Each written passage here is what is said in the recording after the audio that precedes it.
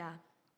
그때에 대제사장 엘리야십이 그의 형제 제사장들과 함께 일어나 양문을 건축하여 성별하고 문짝을 달고 또 성벽을 건축하여 한메아 망대에서부터 하나넬 망대까지 성별하였고 그 다음은 여리고 사람들이 건축하였고 또 그 다음은 이므리의 아들 삭굴이 건축하였으며 어무는 하스나아의 자손들이 건축하여 그 들보를 얹고 문짝을 달고 자물쇠와 빗장을 갖추었고 그 다음은 학고스의 손자 우리아의 아들 무레못이 중수하였고 그 다음은 느세사벨의 손자 베레기아의 아들 무술람이 중수하였고 그 다음은 바하나의 아들 사둑이 중수하였고 그 다음은 드고아 사람들이 중수하였으나 그 귀족들은 그들의 주인들의 공사를 분담하지 아니하였으며 옛문은 바세아의 아들 요야다와 부소디아의 아들 무술람이 중수하여 그 들보를 얹고 문짝을 달고 자물쇠와 빗장을 갖추었고 그 다음은 기브온의 사람 물라디아와 메로노 사람 야돈이 강서쪽 총독의 관할에 속한 기브온 사람들 및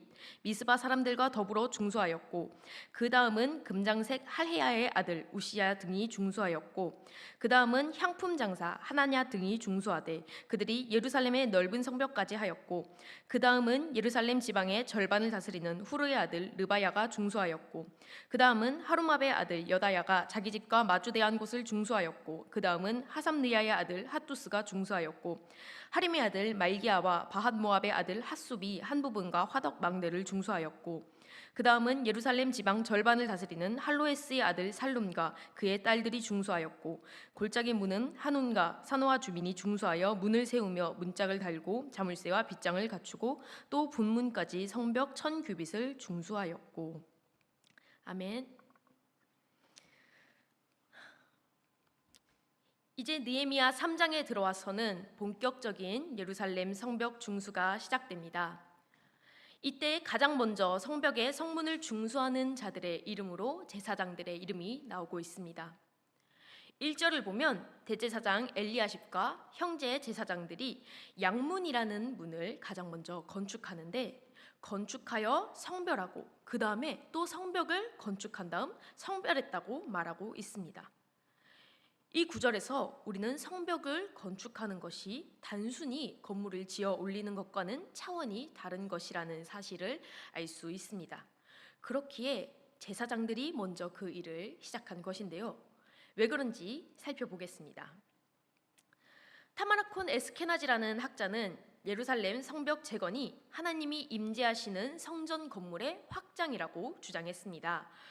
그러면서 하나님의 집을 형성하는 3대 구성 요소에 관해서 말하는데 첫째로 성전, 둘째로 거룩한 하나님의 자손, 그리고 마지막으로 성벽이라고 말합니다. 다시 말해서 지금 성벽을 재건하는 것은 하나님의 집이 성전에서 하나님의 백성, 이제는 예루살렘 성으로까지 확장되는 것을 보여주는 일인 겁니다. 그렇기에 가장 먼저 제사장들이 이 거룩한 일을 시작한 것입니다. 이것이 단순히 건물을 지어 올리는 일이 아니라 하나님의 나라를 위한 하나님의 일이기에 성별하고 또 성별한 겁니다. 그리고 오늘의 본문은 3절 이후로 계속해서 다른 문들이 중수되는 것을 보여줍니다. 그런데 3절 이하부터 우리는 특이한 점을 발견할 수 있습니다. 1, 2절에서는 성벽을 다시 세우는 일을 건축하다라고 해석되는 히브리어 바나를 사용하고 있습니다. 그런데 3절에서부터 그 이하까지는 성벽을 건축하다라고 하는 것이 아니라 중수하다라고 해석되는 히브리어 하자크를 사용합니다.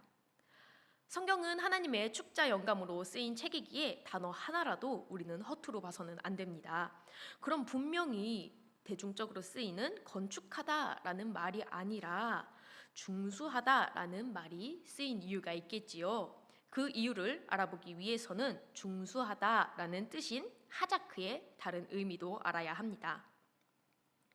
하자크는 오늘 본문에서처럼 중수하다라고 해석이 될 수 있지만 다른 의미로는 강하게 하다, 붙잡다라고도 해석이 될 수 있습니다. 강하게 무언가를 붙잡고 있는 모습을 떠올릴 수 있는데요. 이 단어가 바로 성벽을 중수하는 이스라엘 백성들의 고충을 나타내기에 적절한 단어였던 겁니다. 왜 이 단어가 적절한 단어인지 설명하려면 우리는 느헤미야 2장으로 잠깐 넘어가야 합니다. 느헤미야 2장 말씀을 살펴보면 성벽을 재건하는 것을 방해하는 세력들이 나타납니다. 호른 사람 산발랏과 암몬 사람 도비야가 바로 그 방해 세력인데 이들은 총독의 지위를 가진 사람들이었습니다. 호른 사람 산발랏은 당시에 사마리아 총독이었고 암몬 사람 도비야는 페르시아 총독이었습니다. 느헤미야 2장 7절을 보면 내가 또 왕에게 아뢰되 왕이 만일 좋게 여기시거든 강 서쪽 총독들에게 내리시는 조서를 내게 주사 그들이 나를 용납하여 유다에 들어가기까지 통과하게 하시고 라고 말하고 있는데요. 산발랏과 도비야는 이때 왕의 조서를 받은 서쪽 총독들이었던 것입니다. 그런데 그들은 이 조서를 보고 이제 느헤미야 2장 10절에 이스라엘 자손을 흥왕하게 하려는 사람이 왔다 함을 듣고 심히 근심했다고 성경은 말하고 있습니다. 이때 쓰인 근심이라는 단어는 악한이라고도 해석이 되는 히브리어 단어 라아를 사용하고 있습니다. 산발랏과 도비야는 느헤미야가 예루살렘 성벽을 재건하기 위해 유다 땅으로 향할 수 있도록 길을 내어달라는 그 왕의 조서를 보고 악한 생각을 품었다는 겁니다. 반대로 이스라엘 자손들을 흥왕하게 하려고 한다 할 때 이 흥왕은 원어로는 토바, 선하게 하다라는 뜻입니다. 하나님의 일을 하려는 느헤미야와 그것을 방해하려는 총독들의 선과 악의 싸움이 시작된 것입니다. 이제 느헤미야에게는 선으로 악을 이겨내야만 하는 사명이 주어졌습니다. 이제 이 사명을 가지고 느헤미야와 이스라엘 백성들은 성벽을 중수해야 했습니다. 자, 그러면 이제 악한 방해 세력의 입장에서 잠깐 생각을 해봅시다. 성벽이 세워지는 것을 방해하려면 언제 공격을 해야 할까요? 언제가 이스라엘 백성들이 가장 정신이 없고 방어하기가 힘들 때일까요? 당연히 이것저것 짐도 나르고 규격에 맞게 집중해서 성벽을 세우는 일을 하고 있을 때일 것입니다. 이스라엘 백성들도 이 사실을 알았습니다. 그냥 단순히 공사에만 집중하고 있으면 적들의 공격을 받을 것이라는 사실을 안 것입니다. 그래서 그들은 자신을 방어하기 위해 무장해야 했고 무기를 강하게 붙들고 있었어야 했습니다. 그래서 이 중수하다라는 단어가 쓰인 겁니다. 이들은 선한 하나님의 나라를 확장하기 위해 섬기는 동시에 악이 자신을 공격하는 것을 막아야만 했습니다. 우리도 이렇게 하나님의 일을 할 때 악이 우리를 공격하는 경험을 합니다. 저희 교회는 어떤 경험에 대해서 이야기를 하기 전에 먼저 자신의 죄패를 밝혀야 하잖아요. 그래서 말씀을 드리자면 제 죄패는 완벽주의입니다. 더 신랄하게 말하자면 저는 제가 신이 되고 하나님의 자리에 올라가려고 하는 죄패를 가지고 있습니다. 그러다 보니 모든 하나님의 일을 할 때마다 교만이 제 마음을 건드립니다. 게다가 현재 저는 지금 한일교회에서 주일 1, 2부 찬양 인도를 맡고 있잖아요. 그런데 이 찬양 인도자의 자리라는 것이 참 위험한 자리거든요. 너무나도 눈에 띄는 자리고 드러나기 쉬운 자리잖아요. 그러니 많은 사람들의 칭찬을 듣기도 쉬운 자리고요. 멋을 내려면 얼마든지 멋을 내기도 쉬운 자리입니다. 게다가 저는 이 자리에서 더 교만해지기 쉬운 환경을 타고났어요. 제가 전공이 음악 쪽이거든요. 게다가 그냥 음악이 아니라 기독교 음악을 전공을 했어요. 그러니 이제 신학적인 바탕도 알고 음악을 거기서 어떻게 해야 하는지 예배에서 어떻게 사용하는 것이 좋은지 너무 교만해지기 딱 좋은 거예요. 스스로 완벽하다고 착각하기 너무 좋은 위치인 것이죠. 물론 기독교 음악에서 그것을 안 가르치는 게 아니에요. 찬양할 때 교만해서는 안 되고 스스로 드러나서는 안 된다. 하나님의 영광만을 드러내야 한다. 그런데 그게 말로는 쉽죠. 머리로는 다들 알죠. 그런데 그게 현장에 나와서는 쉽지 않단 말입니다. 제가 찬양 콘티를 짤 때부터 그 유혹은 시작됩니다. 일단 가장 먼저 머릿속에서 그런 생각이 들어요. 자, 이번 주일 설교는 이러이러한 내용이었어. 그러면 어떤 찬양의 가사의 곡들로 구성을 해야 사람들의 마음을 울릴 수가 있을까? 마치 찬양을 하나의 공연처럼 여기고 싶은 마음이 불쑥불쑥 드는 겁니다. 마치 찬양을 이제 그 안에 완벽한 내러티브를 녹여서 사람들의 마음을 녹이고 전도사님 이번 찬양 너무 좋았어요 하는 그 말을 제가 듣고 싶은 거예요. 다시 말해서 제가 칭찬을 받고 싶은 거예요. 하나님이 받으셔야 할 그 영광을 제가 가로치고 싶은 마음이 든다는 것입니다. 근데 이제 그 마음을 겨우 누르고 고민해서 다양한 연령대가 찬양할 수 있고 또 예배를 방해하지 않고 하나님만 찬양할 수 있는 곡들로 선정해서 어찌저찌 이제 콘티를 잘 짜고 예배를 드리게 된다고 한다면 그 마음이 사라지냐? 아닙니다. 이제 그 유혹이 더 극심해집니다. 찬양팀은 토요일에 미리 모여서 곡들을 연주해보고 불러보기도 하고 연습을 하는 시간을 갖거든요. 그럼 특별히 어떻게 곡의 흐름을 진행할 것인지 약속을 하고 순서를 미리 짜기도 합니다. 그러면 이제 예배 시간에 어떤 문제가 일어나냐? 그 순서에 갇혀버리는 거예요. 물론 순서대로 진행을 해도 은혜롭게 잘 찬양을 하고 인도자의 재량껏 그날 주시는 성령님의 감동하심에 따라 진행 순서를 바꿀 수도 있어요. 그런데 여기서 저의 연약함을 하나 더 고백하자면 저는 불안장애 판정을 받은 사람이거든요. 그러면 이제 불안해지기 시작하는 겁니다. 내가 여기서 갑자기 순서를 바꾸면 악기팀이 헷갈려서 찬양이 엉망이 되지는 않을까? 내가 다음 구절을 선포할 타이밍을 놓쳐서 흐름이 끊겨버리지는 않을까? 성도님들이 잘 못 따라 부르면 어떡하지? 등등 수많은 생각들이 찬양하는 바로 그 순간에도 저를 괴롭히는 거예요. 다른 분들은 잘 찬양하고 은혜 받는데 저만 은혜 받지 못하는 아이러니한 상황이 생겨버리는 것입니다. 이 불안은 저를 더 채찍질하고 더 완벽해야 한다고 저를 궁지로 몰아갑니다.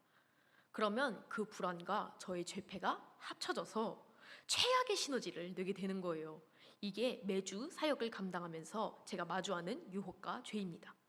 이거를 감당하기가 싫다. 이 죄의 유혹으로부터 도망치고 싶다? 그러면 어떻게 하면 되나요? 사역을 내려놓으면 됩니다. 그러면 이 죄들과 싸울 필요가 없어요. 얼마나 편합니까?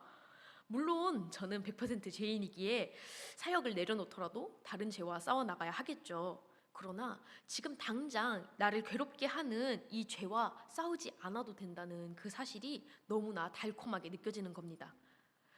이스라엘 백성들에게도 이게 마찬가지인 겁니다. 성벽을 중수하는 것도 나의 에너지와 시간을 쏟아가면서 하는 일인데 악한 원수들과도 싸워야 해요. 그럼 이 원수들과의 싸움을 회피하고 싶으면 성벽을 중수하는 일을 멈추면 되는 겁니다. 그런데 이들이 어떤 선택을 합니까? 그들은 회피하지 않습니다. 손에서 무기를 놓지 못하고 계속해서 강하게 쥐는 한이 있더라도 그들은 하나님의 나라를 확장하는 성벽을 중수하는 일을 계속해서 하는 겁니다. 왜요? 그들이 왜 이렇게까지 하는 겁니까? 그게 바로 그들의 사명이기 때문입니다.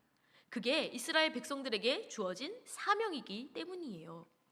그런데 여기서 이렇게 생각하시는 분이 계실 수도 있습니다. 저는 그래도 사명 감당하기 싫어요. 저는 그래도 회피하고 싶어요. 사명 감당할 때 오는 죄들과 더 이상 싸우고 싶지 않아요. 성경에서도 그렇게 생각한 사람들이 있었습니다. 5절 말씀인데요. 그 다음은 드고아 사람들이 중수하였으나 그 귀족들은 그들의 주인들의 공사를 분담하지 아니하였으며. 이스라엘 백성들 중에서도 사명 감당하기를 포기하고 성벽을 중수하지 않은 사람들이 있었습니다. 그들은 바로 드고아 귀족들인데요. 여기서 놀라운 점은 힘이 붙이고 사명을 감당하기 어려운 연약한 자들이 아니라 권세 있고 부유한 자들이 성벽 중수하기를 포기했다는 점입니다. 성경은 이들이 공사를 분담하지 않았다라고 말합니다. 이때 분담에 사용된 히브리 단어는 짜바르라는 단어로 묶다라고도 해석이 될 수 있는데요. 문자적으로 그대로 해석을 하면 목에 무거운 짐을 메지 않았다, 혹은 목에 멍에를 메지 않았다라고 해석이 될 수도 있습니다. 이때 멍에를 매는 이 목이라는 단어는 시편 75편 5절에서 교만한 목이라고 말할 때와 같은 단어입니다. 교만한 목은 신명기 9장 6절에 나오는 목이 곧은 백성을 떠올리기도 합니다. 즉 드고아 귀족들은 단순히 열정이 없어서 성벽을 중수하지 않은 것이 아니라 교만하여서 참여하지도 않고 아무런 도움도 주지 않았다고 말합니다. 사명을 감당하지 않는 사람을 교만하다고 말씀하고 있는 거예요. 하나님의 일에 참여하지 않고도 나는 잘 살 수 있다라고 생각하는 교만이 그 사람의 마음속에 있다고 말씀하고 계시는 겁니다. 그리고 하나님께서는 이 사명을 감당하는 사람과 감당하지 않는 사람에게 어떻게 하실 것인지도 성경을 통해서 우리에게 알려주셨습니다. 예레미야 27장 8절과 11절 말씀인데요. 8절에서는 이렇게 말씀하고 있습니다. 여호와의 말씀이니라. 바벨론의 왕 느부갓네살을 섬기지 아니하며 그 목으로 바벨론의 왕의 멍에를 매지 아니하는 백성과 나라는 내가 그들이 멸망하기까지 칼과 기근과 전염병으로 그 민족을 벌하리라. 예레미야 당시에는 하나님께서 바벨론의 왕 느부갓네살을 섬기는 것을 사명으로 주셨을 때입니다. 느헤미야서와 마찬가지로 짜바르라는 단어를 사용하여 그 목으로 바벨론 왕의 멍에를 메어야 한다라고 말씀하고 있습니다. 하나님께서 모든 땅을 느부갓네살의 손에 주셨기에 모든 나라가 하나님이 허락하신 기한이 이르기까지 그를 섬겨야 한다고 말씀하십니다. 하나님이 명령하신 일이라면 아무리 감당하기 힘들어 보이고 괴로운 이방왕을 섬기는 일이라도 하나님이 하라고 하신 일이기 때문에 감당해야 하는 겁니다. 그렇게 하지 않은 자들에게 하나님은 멸망하기까지 칼과 기근과 전염병을 주셔서 벌하신다고 하십니다. 그런데 반대로 예레미야 27장 11절 말씀에서는 그 하나님의 사명을 감당한 자에게 주실 상에 대해서 말씀하십니다. 그러나 그 목으로 바벨론의 왕의 멍에를 메고 그를 섬기는 나라는 내가 그들을 그 땅에 머물러 밭을 갈며 거기서 살게 하리라 하셨다 하라. 여호와의 말씀이니라 하시니라. 여기서도 마찬가지로 짜바르라는 단어를 사용하여 목으로 멍에를 메는 것에 관해서 말하고 있습니다. 하나님이 주신 사명을 감당하면 순종한 그 나라와 백성은 밭을 갈며 거기서 살게 된다고 합니다. 하나님이 허락하신 거대한 강국의 권세 아래에서 보호받을 수 있음을 말씀합니다. 하나님이 순종한 그들을 보호하시겠다고 약속하십니다. 이스라엘 백성들도 마찬가지입니다. 예루살렘 성벽을 중수하는 일이 지금 당장은 적들의 공격을 견뎌야 하고 힘들게 짐을 나르고 일해야 하는 것처럼 보이지만 결국에는 어떻게 됩니까? 그들은 안전한 성 안에서 보호를 받게 되는 겁니다.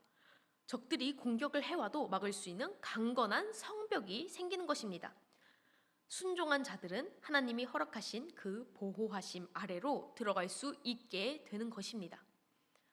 저의 사명 감당도 그러합니다. 제가 찬양 인도의 자리에서 늘 교만해지려는 저의 죄와 싸우지 않는다면 제 스스로 어떻게 제가 교만하다는 것을 깨달을 수 있겠습니까?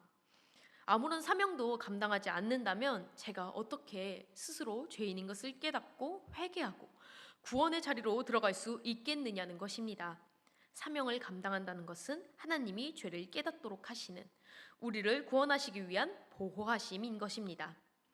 각 성도님들에게도 주어진 많은 사명이 있으실 것입니다. 직장 안에서 감당해야 하는 사명이 있고, 가정 안에서 감당해야 하는 사명이 있고, 교회에서도 감당해야 하는 사명이 있으실 것입니다. 우리에게 어떠한 사명이 주어진 것은 우리를 죄로부터 보호하시려는, 우리가 죄인임을 깨닫게 하시기 위한 가장 좋은 자리인 것입니다. 각자 다른 사명을 감당하고 있는데 내가 맡은 사명만 특별히 어려운 것 같아 보이십니까? 지금 나의 사명을 버려두고 다른 쉬워 보이는 일을 감당하고 싶으십니까? 아닙니다. 지금 여러분에게 주신 그 사명이 여러분의 구원을 위해 하나님이 주신 가장 좋은 보호하심입니다. 그러니 오늘 하루도 나에게 주신 사명을 감사함으로 붙들고 온전히 그 사명을 감당하여 하나님의 보호하심 아래로 들어가시는 여러분이 되시기를 소망합니다. 기도로 모든 순서를 마치도록 하겠습니다. 하나님, 오늘 이스라엘 백성들은 하나님의 나라를 확장하는 선문 중수의 사역 중 적들과의 전쟁도 대비해야만 했습니다. 그 사명이 견디기 어려운 고난으로 보이나 그들은 그것이 자신들을 보호하시기 위한 하나님의 계획하심임을 믿고 순종하였습니다. 우리 또한 우리를 보호하시기 위해 각자에게